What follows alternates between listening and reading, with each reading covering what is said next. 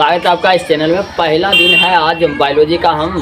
Biology को हम शुरू कर रहे हैं, तो बायोलॉजी का फर्स्ट चैप्टर हम पढ़ेंगे। आज शुरू करते हैं। आज से लगातार वीडियो मिलते रहेगा। इसका प्लेलिस्ट आपको बना कर दिया जाएगा, जिसमें बायोलॉजी का पूरा क्लास 10th के बायोलॉजी का शुरू से लेके अंत तक पार्ट 1, 2, 3 इस तरह से लेक्चर 1, 2, 3 मिलता रहेगा। तो चलिए हम लोग आज शुरू करेंगे क्लास 10th का बायोलॉजी। और बायोलॉजी में सबसे पहला चैप्टर जो है हमारा है जैव प्रक्रम। तो चलिए समझते हैं ये जैव प्रक्रम होता क्या है। क्या होता है ये जैव प्रक्रम? तो कहते हैं मानव शरीर में की जाने वाली वे सारी क्रियाएं जो हमारे शरीर को सुचारू रूप से चलाने के लिए की जाती है, उसे हम लोग क्या कहते हैं? जैव प्रक्रम।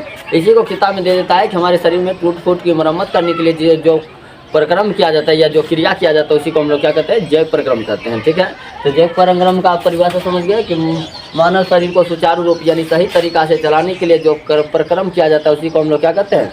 जैव प्रक्रम कहते हैं। जैव प्रक्रम के अंतर्गत बहुत सारे क्रिया होते हैं, जिसमें सबसे पहला जो हम क्रिया पढ़ेंगे पोषण का पढ़ेंगे। ठीक है, सबसे पहला क्रिया कौन सा होगा? पोषण। दूसरे नंबर पर पढ़ेंगे श्वसन, तीसरे पर परिवहन और चौथा पर उत्सर्जन और उसके बाद जनन। समझिए, यानी हमारे शरीर को चाहिए क्या जिंदा रहने के लिए? सबसे पहले चाहिए पोषण यानी हमारा भोजन। आज भोजन के बारे में पढ़ेंगे। फिर चाहिए हमें सांस, यानी सांस के बारे में पढ़ेंगे, उसको कहेंगे श्वसन। उसके बाद हमारे शरीर में ब्लड का आना जाना लगा रहता है, तभी हमारा अंग काम करता है, जिसके लिए परिवहन। अब इतना चीज़, जैसे हम सांस लिए, ऑक्सीजन लिए, अगर सांस लिए, हवा गया, ऑक्सीजन भी गया, अब छोड़े ही नहीं छोड़ेंगे तब क्या होगा? तब जाकर के हम फिर से मर सकते हैं। तो इसलिए उत्सर्जन इसको कहते हैं शरीर से बाहर निकलना, यानी अपचयी क्रिया द्वारा, यानी जो चीज़ हमारे शरीर को नहीं चाहिए उसको शरीर से बाहर निकालने की क्रिया क्या कहलाता है? उत्सर्जन। ठीक है, जितना चारों चीज़ करने के बाद हम जिंदा हो सकते हैं। तब हमें चाहिए अपनी जनसंख्या में वृद्धि, इसके लिए करते हैं जनन, अपनी जनसंख्या में वृद्धि करके। तो 5 क्रिया हो गया। तो हम लोग इस बायोलॉजी में जो पढ़ेंगे, तो पहला चैप्टर हमारा क्या होगा? पोषण होगा। ठीक है, दूसरा श्वसन होगा, तीसरा क्या होगा? परिवहन, चौथा क्या होगा? उत्सर्जन, और लास्ट चैप्टर होगा जनन। लेकिन यहाँ पर और 2 चैप्टर बनेगा, जो कि जनन के बाद ही हम देखेंगे कि पिता का गुण जो सुने होंगे कि वैसा ही आता है। जैसे मानव से मानव ही पैदा लेता है, कुत्ता पैदा नहीं हो सकता है या बिल्ली पैदा नहीं होता है। इसका कारण क्या है? तो इसको कहते हैं हम लोग अनुवांशिकता। तो अनुवांशिकता के लिए हम अगला चैप्टर पढ़ेंगे, 6ठा नंबर, और उसके बाद अपना एक्स्ट्रा चैप्टर पढ़ते रहते हैं। ये 5 मेन रूप से हमारे जैव प्रक्रम के अंतर्गत आता है। तो समझ गए आप जैव प्रक्रम में किस किस के बारे में पढ़ना है? तो पोषण, श्वसन, परिवहन, उत्सर्जन, जनन के बारे में। तो चलिए आज शुरू करते हैं हम लोग पहला चैप्टर पोषण। तो चलिए, पोषण क्या होता है? कि हमारे शरीर को विभिन्न कार्य करने के लिए, जैसे चलना है, दौड़ना है, बैठना है, सांस लेना है, सांस लेने के लिए भी ऊर्जा की आवश्यकता होती है। यानी हमारे शरीर में कुछ भी करना है, जिंदा है तो सांस ले रहे हैं, तो सांस लेने के लिए भी हमें क्या चाहिए? ऊर्जा चाहिए, यानी एनर्जी चाहिए। एनर्जी की आवश्यकता होती है, और इस ऊर्जा को पूर्ति के लिए हम विभिन्न प्रकार के पदार्थ को खाते हैं। ठीक है, यही हमारा कहलाता है। इस पदार्थ को इसी हम क्या कहते हैं? पोषण कहते हैं। क्या कहेंगे? हमारे शरीर को विभिन्न कार्यों के लिए, विभिन्न कार्य करने के लिए ऊर्जा की आवश्यकता होती है। इस ऊर्जा की पूर्ति के लिए हम विभिन्न प्रकार के पदार्थ को खाते हैं, इसे हम पोषण कहते हैं। तो लगभग आप पोषण भी समझ गए होंगे क्या होता है ये पोषण। चलिए अब हम लोग देखेंगे पोषण के प्रकार पढ़ेंगे। पोषण के आधार पर ना जीव 2 प्रकार के होते हैं। एक होता है स्वपोषी जीव, एक होता है परपोषी। समझ गए? तो सजीव कितने प्रकार? 2 प्रकार। किस आधार पर? पोषण के आधार पर। चलिए पोषण के आधार पर 2 प्रकार पढ़ेंगे। तो क्या क्या हो जाएगा? पहला हो जाएगा स्वपोषण। तो पोषण के आधार पर जीव कितने प्रकार के? पोषण के आधार पर, पोषण के आधार पर कौन चीज? सजीव जो होते हैं 2 प्रकार के होते हैं। एक होता है स्वपोषण, दूसरा होता है परपोषण, या स्वपोषी या परपोषी भी कह सकते हैं, बात एक ही है। ठीक है, स्वपोषण और परपोषण। अब ये स्वपोषण क्या होता है और परपोषण क्या होता है, इसके बारे में हम समझते हैं। तो ये सबसे इम्पोर्टेंट होगा। एक क्वेश्चन तो यहाँ से भी आ सकता है और 2 नंबर का क्वेश्चन आ सकता है। तो समझिए, स्वपोषण होता है वैसा जीव जो, या वैसा सजीव लिख देंगे, बात एक ही हो जाएगा, जो अपना भोजन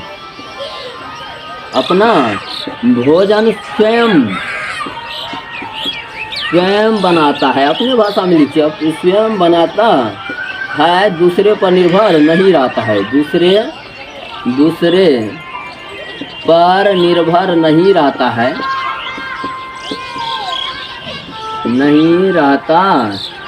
है, इसे हम लोग कहते हैं स्वपोषण। तो स्वपोषण समझ के वैसा जीव जो अपना भोजन के लिए दूसरे पर निर्भर नहीं रहता है उसे हम लोग क्या कहते हैं, स्वपोषण कहते हैं। जैसे हम देखें सभी पेड़ पौधा, जितना भी पेड़ पौधा है, तो पेड़ पौधा क्या किसी की सहायता भी लेता है, तो किसी की सहायता भी वो नहीं लेता है, वो अपना भोजन खुद तैयार कर लेता है। तो ये हमारा एग्जाम्पल हो गया। स्वपोषी में क्या होते हैं, सभी पेड़ हरे पेड़ पौधा क्या होते हैं, स्वपोषी होते हैं, समझिए ना। जैसे हम लोग हैं, हम लोग क्या है, अभी रोटी खाएंगे, रोटी कहाँ से है, पेड़ पौधा से है, यानी दूसरे पर निर्भर है। यानी हमारे शरीर में अगर बाहर से कुछ नहीं ले क्या पोषण हो सकता है, तो पोषण संभव नहीं है। तो हम लोग क्या हो जाएंगे, परपोषी। समझ में आ रहा है, जो अपना भोजन स्वयं बना लिया, स्वपोषण।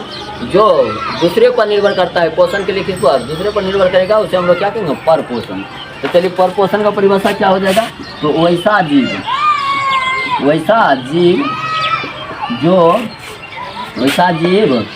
जो अपने भोजन के लिए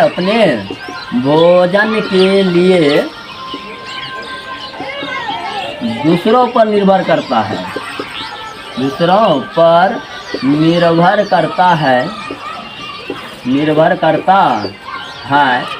निर्भर करता है, उसे हम लोग क्या कहते हैं, परपोषण कहते हैं। एग्जाम्पल के लिए जैसे देखें हम लोग मनुष्य ले लेते हैं। मनुष्य बहुकोशिकीय जीव में अधिकतर होता है, बहुकोशिकीय जीव, ठीक है। पेड़ पौधा छोड़ के जो भी है ये कोशिकीय भी होता है। तो सभी के सभी जो मनुष्य, मेढक, उड़क, गाय, भैंस, बकरी, ये सब क्या हो जाएगा, सब परपोषण हो जाएंगे। तो यानी पेड़ पौधा छोड़ कर जीव का नाम बोला तो परपोषण, ठीक है। पेड़ पौधा में भी एक आध गो अपवाद में कुछ है परपोषित, तो उसके लिए हम लोग आगे पढ़ेंगे, और अभी के लिए हम छोड़ते हैं ताकि हम अभी इसको समझ पाए। तो स्वपोषण समझ गए, जो अपना भोजन स्वयं बनाता है उसे क्या कहते हैं, स्वपोषण। और परपोषण समझ गए, परपोषण। तो हम एक ही करके पढ़ते हैं, एक बार स्वपोषण को पढ़ लेते हैं। स्वपोषण खत्म करने के बाद हम परपोषण को पढ़ेंगे। स्वपोषण के अंतर्गत कैसे पढ़ेंगे, तो पेड़ पौधा करता है। पेड़ पौधा किस क्रिया के द्वारा करता है, तो ये प्रकाश संश्लेषण क्रिया के द्वारा अपना भोजन बनाता है, प्रकाश संश्लेषण। तो हम लोग इसी के पूरे डिटेल में इसी को पढ़ना है, प्रकाश संश्लेषण के बारे में। अगर प्रकाश संश्लेषण के बारे में हम पूरी डिटेल में पढ़ लेते हैं, तब परपोषण के बारे में पढ़ेंगे। ये भी 3 प्रकार से होता है परपोषण। कितने प्रकार, 3 प्रकार होते हैं। कौन कौन से प्रकार होते हैं परपोषण का, तो सबसे पहला था परजीवी, मृतजीवी और प्राणी संपोषी, ठीक है।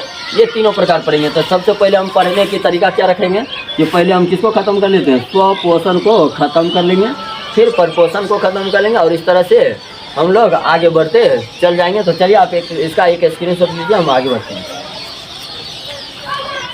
चलिए, तो स्वर पोषण में हम देखेंगे प्रकाश संश्लेषण जो क्रिया होती है। इस प्रकाश संश्लेषण को हम लोग पूरी तरह से समझेंगे क्या होता है ये प्रकाश संश्लेषण। प्रकाश संश्लेषण को हम समझते हैं क्या होता है प्रकाश संश्लेषण। तो पौधा में जो होता है ना, पौधा पहले तो देखेंगे, पौधा जो है वायुमंडल से, ये वायुमंडल है पूरी तरह से क्या है, हमारे चारों ओर वायुमंडल है। इस वायुमंडल से लेता है कार्बन डाइऑक्साइड गैस ले लेता है। कौन सी ले लेता है, कार्बन डाइऑक्साइड। जड़ से, ये अपने जड़ से लेता है जल, क्या लेता है, जल। जल के साथ क्या लेता है, खनिज लवण। कौन चीज, खनिज लवण, ठीक है, ध्यान से सीखिए। जड़ से जो है ना, पौधा जड़ से जो है जल ले लेता है, जल और खनिज लवण।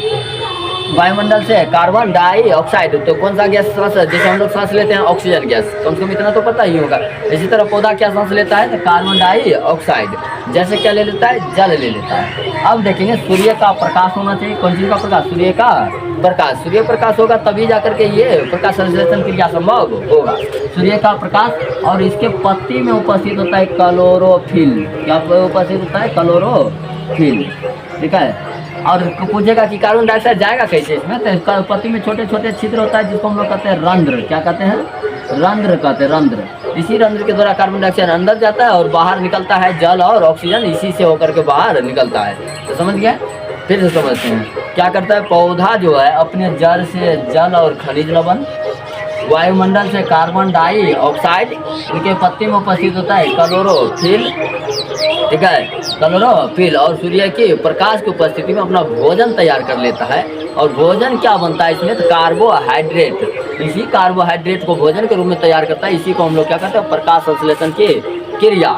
साथ साथ भोजन के तैयारी के साथ साथ इसने कार्बन डाइऑक्साइड सांस लिया था, ऑक्सीजन देता है और साथ में जल देता है। इसी क्रिया को हम लोग क्या कहते हैं, प्रकाश संश्लेषण की क्रिया कहते हैं। तो चलिए समझते हैं परिभाषा को। कहता है पौधा जड़ से क्या लेता है, जल और खनिज लवण, जल और खनिज लवण। वायुमंडल से कार्बन डाइऑक्साइड, वायुमंडल से क्या लेता है, कार्बन डाइऑक्साइड। सूत्र क्या होता है, CO2। इसी तरह सूर्य का प्रकाश, सूर्य के प्रकाश तथा पत्ती में उपस्थित क्या है, क्लोरोफिल। तो क्लोरोफिल के द्वारा अपना भोजन कार्बोहाइड्रेट, सूत्र क्या होता है, C6H12O6। इसी को हम लोग ग्लूकोज और सुक्रोज भी कहते हैं, ठीक है। तो कार्बोहाइड्रेट का सूत्र क्या हो गया, C6H12O6। याद कर लीजिए, 2-4 बार बोलिएगा, याद हो जाएगा। ग्लूकोज का सूत्र कहे या सुक्रोज का सूत्र कहे या कार्बोहाइड्रेट का सूत्र कहे, तीनों से मिलता क्या है, हमें एनर्जी मिलता है। तो चलिए क्या कहेंगे, कार्बोहाइड्रेट का सूत्र क्या होता है, तो C6H12O6।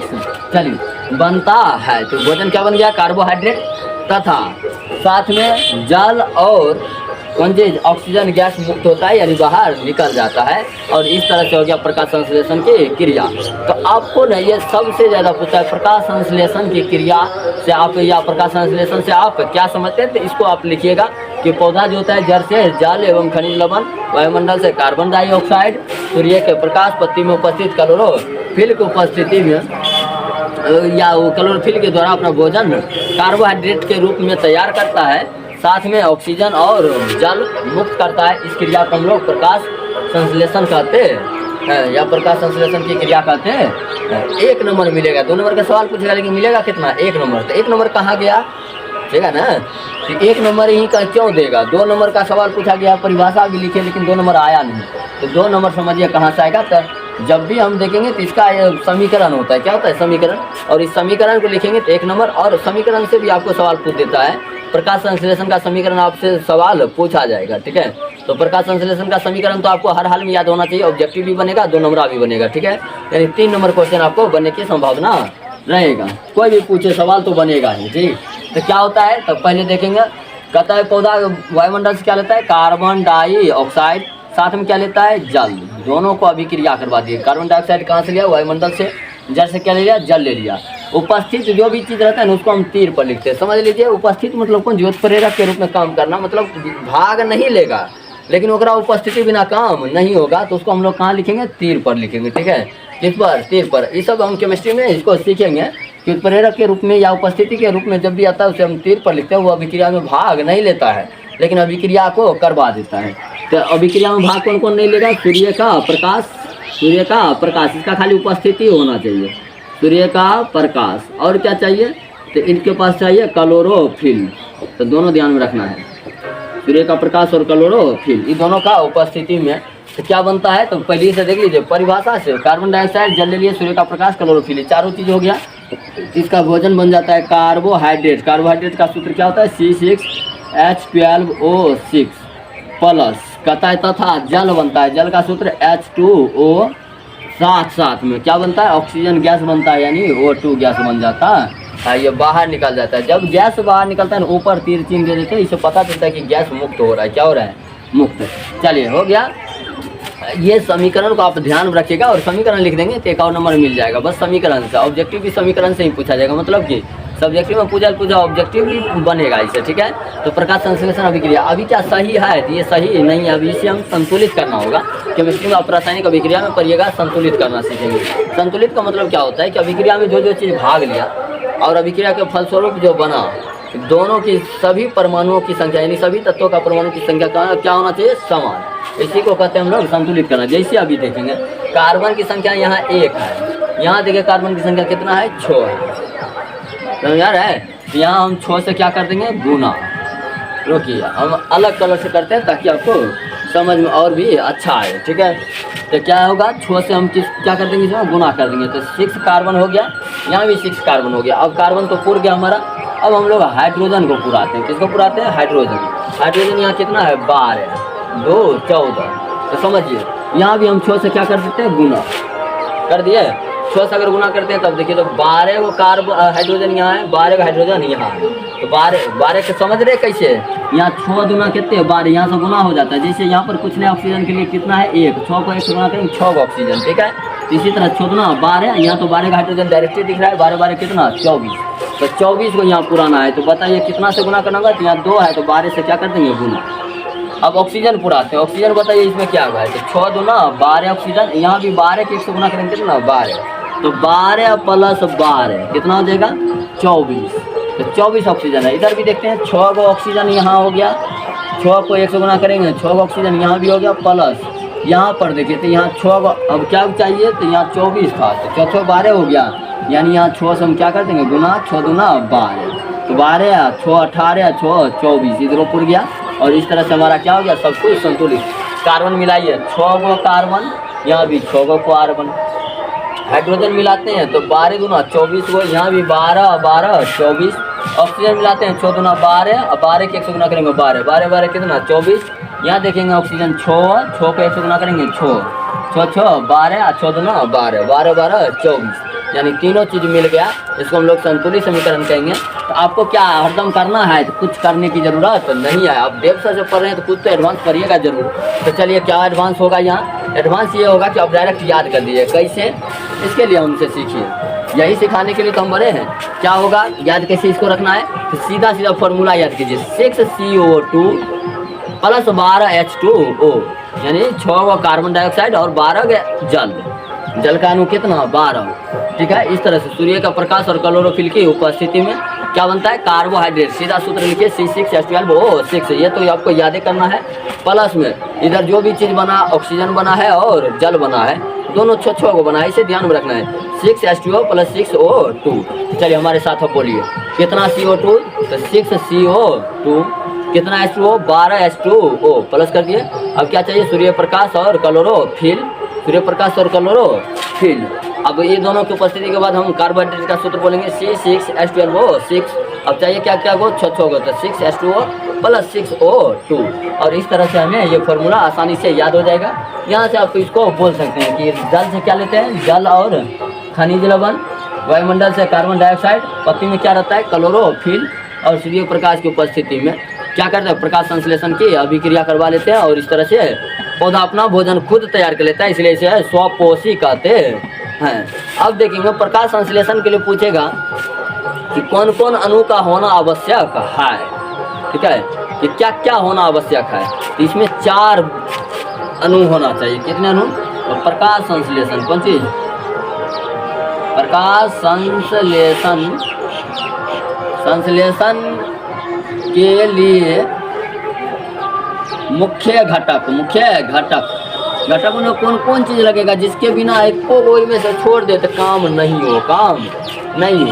तब हम कहेंगे कि प्रकाश संश्लेषण में पहला चीज़ क्या है, तो कार्बन डाइऑक्साइड का होना आवश्यक है।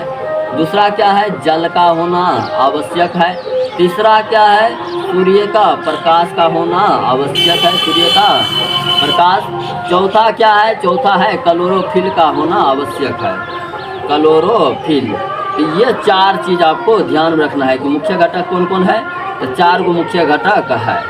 यानी प्रकाश संश्लेषण के लिए कितने मुख्य घटक, तो 4 मुख्य घटक कौन कौन, जल, कार्बन डाइऑक्साइड, सूर्य का प्रकाश और क्लोरोफिल।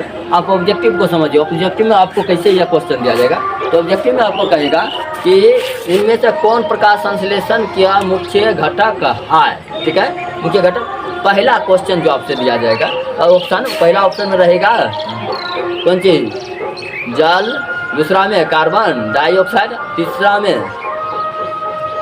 पहला में रहेगा सूर्य का प्रकाश, दूसरा में क्लोरोफिल, तीसरा में क्या रहेगा, तीसरा में रहेगा जल और कार्बन डाइऑक्साइड, और चौथा में रहेगा इनमें से सभी। तो आपको कोई आंसर कौन सा मारना है, तो इनमें से सभी मारना है। हमेशा 4 चीज़ चाहिए, जल भी चाहिए, कार्बन डाइऑक्साइड भी, क्लोरोफिल भी, सूर्य का प्रकाश भी चाहिए, यानी 4 चीज़ चाहिए। इसको हम लोग क्या करेंगे, 4 को मार देंगे, इनमें से सभी। और ये क्वेश्चन आपको लगातार पूछा जा रहा है, बार बार पूछा जा रहा है, तो आप लोग पूरी तरह से इसे ध्यान में रखिएगा। चलिए अब हम लोग पर पोषण के तरफ बढ़ेंगे। तो आज के लिए इस वीडियो को यहीं पर ख़त्म करते हैं। कल के वीडियो में हम पढ़ेंगे पर पोषण, और पर पोषण में सभी जीव जंतु के बारे में जानेंगे। तो चलिए आज के लिए जय हिंद।